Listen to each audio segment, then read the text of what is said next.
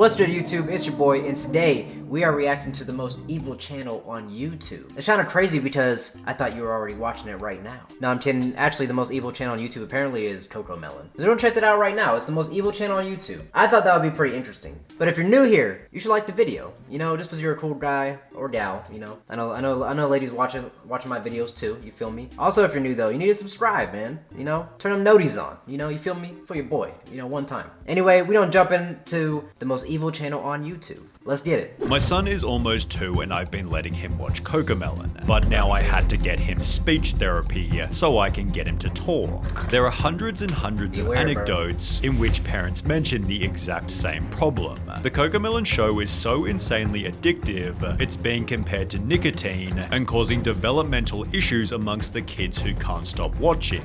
Children's TV expert Jerica Sands calls it the most damaging show a child can watch, explaining the sneaky ways in which they make the show addictive. Alright, pause for just 1 second, bro. So we gotta take into consideration the same thing as whenever Negroes back in the day were unaware of Dungeons and Dragons, bro. Just like in Stranger Things, bro, they tell you about this shit, bro. Like, they thought that shit was witchcraft, they thought it was evil, they thought it was like devil play, like all this type of shit, bro. And like maybe Cocomelon just so happens to fit that gap right now. You know what I'm saying? But like we are 30 seconds in, big dog. Like, but I'm cooking though, right? I feel like I'm cooking with that shit, but that's just me. I'm gonna let it rock though. Yeah, firstly, there's the colors. Take for example the wheels on the bus. The 3 main colors, blue, green, and yellow, are all at maximum saturation, meaning they cannot be made any brighter, no matter how hard you try. Extreme saturation is normally used for alerts and notifications, as it's exciting, dynamic, and attracts attention, which is why it's also used in slot machines. Cocomelon puts these colors in perfect contrast, making them appear even more vibrant, which is different to, for example, Bluey, in which the colors instead blend together.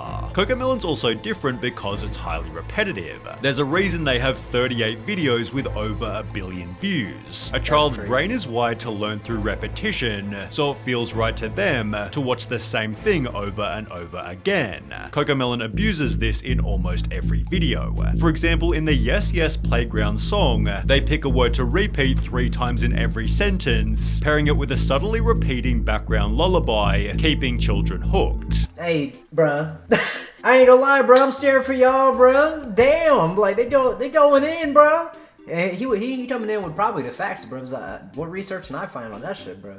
This is the research. Like, holy shit, that's crazy. We only need 1:32, bro. He got 11 minutes of this information. Literally no show or movie puts my son into a deep trance the way Cocomelon does. The second it's on the TV, he turns into a toddler zombie who doesn't see or hear anything else that's going on in the room. This is only exacerbated by Cocomelon's subtitles, which have also been a heavy point of criticism.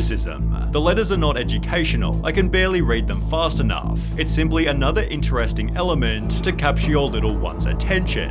Cocomelon explains in every description, our goal is to help make learning a fun and enjoyable experience for kids, giving you the peace of mind that your children are receiving quality educational content. But people have argued that they're teaching exactly what children shouldn't do. For example, in the No Bedtime song, the baby refuses to brush his teeth, have a bath, put on pajamas, or get in bed. The education is that he eventually agrees to do so, yet a TikTok user was critical, stating, anytime I'd ask my son to do a simple task, he'd say no, no, no. Hey. He's sitting there watching Cocomelon. Hey, I just see the issue, bro, but hey, come on now, like, no, bro, like, come on, bro, that shit funny as fuck. But I get it, bro, I understand it would really, like, I ain't got kids, bro, so yes, I am laughing at y'all, bro, but I understand, like, where the evil part, I mean, like, I don't know, like, I wouldn't say evil, but it's definitely some heavy influence in this. I wouldn't say, like, I wouldn't call it evil, bro, they're just very, like, they're very Mr. Beast with it, but strictly for kids, like, that's really good, but they probably have adult blockers, like, which is, like, I don't know, something that, like, just makes adults not want to watch it, or something, like, I don't know, because I know Bluey, a lot of adults watch Bluey, so, I don't know. Which taught him no, no, no, and to say no to me. On the topic of education, Jerica Sands stated, these people don't give a shit about our children, they care about money, that's it. Your child's cognitive development in direct exchange for their wealth, and there's pretty good evidence supporting this. A New York Times journalist visited Cocomelon's studio, discovering their #1 focus is keeping children hooked. Cocomelon's data and analytics team sifts constant constantly through YouTube numbers to determine exactly what resonates. Should a girl wear black jeans or blue jeans? Should the music be louder or softer? Should the bus be yellow or red? Yellow is the answer, as they use a darker method to ensure that they're correct. Cocomelon has a dedicated Distractotron room, in which once a month children are brought here one at a time and shown a handful of episodes to figure out exactly which parts of the shows are engaging and which are tuned out. Next to the TV playing Cocomelon, there's a second screen which plays a continuous loop of banal real-world scenes. A guy pouring a cup of coffee, someone getting a haircut, each lasting about 20 seconds. Whenever a youngster looks away from the Moonbug show to glimpse the Distractotron, a note is jotted down. We can see what they're looking at and the exact moment when they got distracted. Dog, that's a robot chicken, like, like that. You know what I'm saying? Like, that's crazy shit, bro. You robot chicken, bro. Like, I'm gonna say this, bro. You join the channel, bro. If you subscribe, bro, I'm an old head, bro. I know your boy look good. Trust me, I look like one of them lions out in the street, bro. I know, but I'm an old head, bro. You see me out there, what's up? Oh, OG, bro. Don't call me OG, whatever. I still look a little too young for OG, but I am an old head, bro. I like old head type shit. I know what we talking about back in the day. Therefore, education exact moment when they got distracted. But that's some straight up robot chicken shit, bro. Like, if you know what robot chicken is, old heads know what that shit is, bro. And that's robot chicken type shit. Like, that's just, it's like crazy. It's not funny because like they're trying to do it to children or whatever, but kinda like just a little bit, like, you know what I'm saying? Like, it's just like some aspects, like, damn, they're really that smart, you know what I mean? And it's like we gotta figure out how to get our get back somehow on them, bro. We gotta run it back. I mean, we can just shut Cocomelon off, you know what I mean? But they got billions of views, bro. I be getting like maybe like 100. You feel me? Like, what we shutting down, you know? Not yet. Did the count up, bro. You know, maybe we shut down Cocomelon, bro. We go toe to toe one time. You feel me? Let's get them subs up, you know? But let's continue. Therefore, education clearly isn't the primary goal. Keeping kids' attention is, and this is proven by Cocomelon's most addictive element, rapid camera cutting. It's crazy how many times the frame changes on Cocomelon. It's the same type of addicting behavior that we experience on a TikTok binge. It's the quick change of frame that releases that dopamine and makes the videos addicting to watch. Count the seconds between a change of frame. Well, TikToker the Circus Brain did exactly this. He firstly counts the changes on My Little Pony, concluding there's about 6 seconds between each cut. He then compares it to Cocomelon. 1, 2, 1, 2, 3, 1, 2, 1, 2, 1, 2, 1, damn. 2, 1. 1. In her video, the night. So I always thought like cuts like that were terrible, bro. I know y'all don't like pop, but I thought it was terrible. Cocomelon, Semantics draws a similar conclusion. She found that 96% of the shots in Baby Shark were shorter than 2 seconds. She then compares 4 different animated shows, again finding Cocomelon has the shorter shots. The longest shot on a Cocomelon video was 6 seconds. The longest shot on Arcane was 8 seconds. The longest shot on Bluey was 27 seconds. And the longest shot on Encanto was 18 seconds. Which, when combined with every other element, creates some terrifying statistics. Dr. Kristen Summer explained that when showing an infant normal video content, they'll focus on the screen just 11% of the time. However, when the video is instead switched to Cocomelon, their screen engagement skyrockets to a whopping 74%. This therefore produces stories such as this. I used to volunteer for a preschool and they had song time. A Cocomelon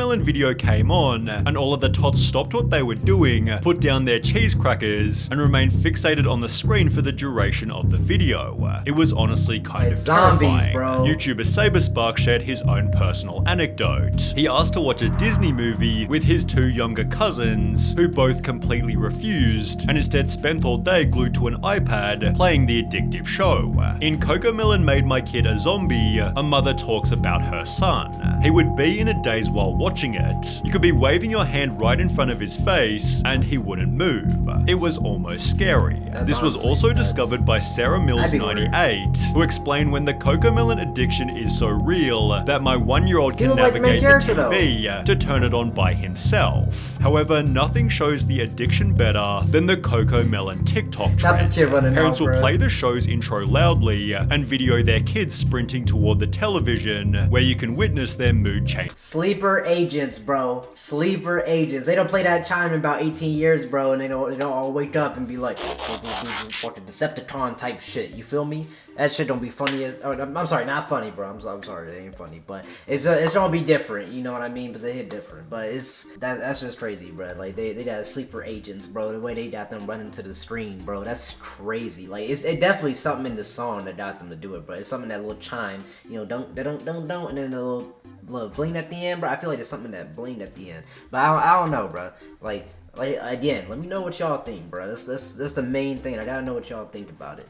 Cause like we gotta have the conversations, cause like let's expose these mofos, bro. You feel me? Let's do it. Instantly, the New York Times journalist found something similar. The kid in the Distractotron had shown up in the midst of a tantrum, which ended the second he heard the Cocomelon theme song. It was no surprise to Wheeler, the head of research. 99% of kids, he said, if they're having issues when they get here, once that Cocomelon song comes on, they're like, life is okay, all is good with the world. Obviously, there's a reason for this. Cocomelon is so hyper-stimulating that it actually acts as a drug, and what happens when you take the drug away. Young children experiencing symptoms of addiction and withdrawal, obviously leaving them completely dysregulated. TikTok user ThePoff1 filmed what happens when you take the show away, explaining he'll be inconsolable for at least 10 to 15 mins after, adding in the description, Cocomelon meltdown is legit. Once you have a taste of the cocoa, it's hard to break the addiction, which this Reddit user had experienced even worse. My husband and I have been worried about our child. I can slowly see how she'd throw violent tantrums at home and in church whenever she'd get bored and would want to watch the show. Her behavior changes the moment she watches the show, and she will not even eat her meals if she wouldn't watch it. After these tantrums end, kids can experience a general discomfort in the speed of everyday life. The more they watch the show, the more their brain begins to expect this intense level of stimulation. Basically, Cocomelon overstimulates their brains so much that everything else just seems slow and boring in comparison. However, the potential consequences... Hey, bro, don't disrespect that game like that, bro. Because he said it's slow and boring. He put Lego Star Wars back there, bro. Ain't no way, bro. Come on. Not the trilogy edition, bro, or the whole complete sagas. No, not that edition, bro. Ain't no way you disrespecting that shit, bro. Maybe like Lego Star Wars 1 or something, but not get much worse than this. As mentioned at the start, it was the cause of a child's speaking problems, with a notable reply reading, "Same thing happened with my daughter too. She's 4 but can't speak properly. She knows the words, but she does not like to frame the sentence or speech. She has been watching these Cocomelons or such other stuffs for 2 or 3 years. Hope we're not too late." Over on Reddit, a speech-language pathologist explained, "Screen time in general is linked with speech delays for a variety of reasons, but Cocomelon is excessively bad. Firstly, unlike other TV shows or movies, it doesn't have a story. It's just very short clips with poorly written songs. The kids aren't able to follow the plot, learn vocabulary, and see the resolution of a conflict, supported by infant specialist Meg Fora." And the problem with fast-paced TV programs is that we find that little one's language development is slower. On the Agents of Speech YouTube channel, this is again confirmed. The main problem with watching videos on the internet is that they don't know how to use the language that they learn. But he adds that 4 to 5 hours of screen time per day can make a toddler completely non-verbal.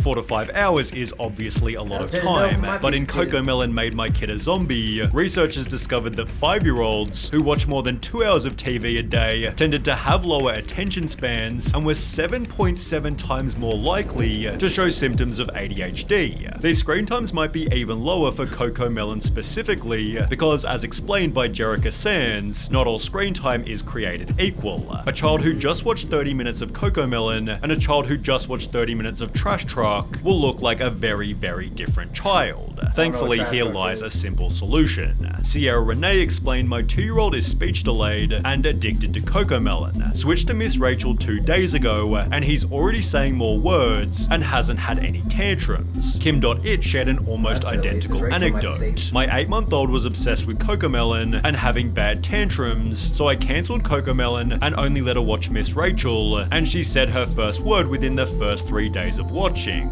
Clearly, parents are able to simply change the channel, but not before leaving Cocomelon a massive amount of dislikes. They've therefore earned the title, "The Absurdly Popular Kids Show Parents Hate," and Cocomelon Cocomelon has actually responded to the criticism that explain our shows are not intended to replace outdoor playtime or playdates. They have a place in children's entertainment time, and as with food, exercise, etc., it comes down to each parent to find the right and appropriate balance for their children. Our responsibility is ensuring that the quality of the content that we produce is high and beneficial for the development of a child's cognitive and soft skills. Alright, bro, like, I mean, if they got it written down, bro, like, that's fair game, bro. Like, I mean, it is, at the end of the day, it is down to the parents. Like, I do agree with that, bro. A lot of people may not, but I do agree it's down to the parents. Yeah, there is bad programming out there. There's bad programming for adults as well. There's pornography and stuff that we'd have the options to either do or do not. You know what I'm saying?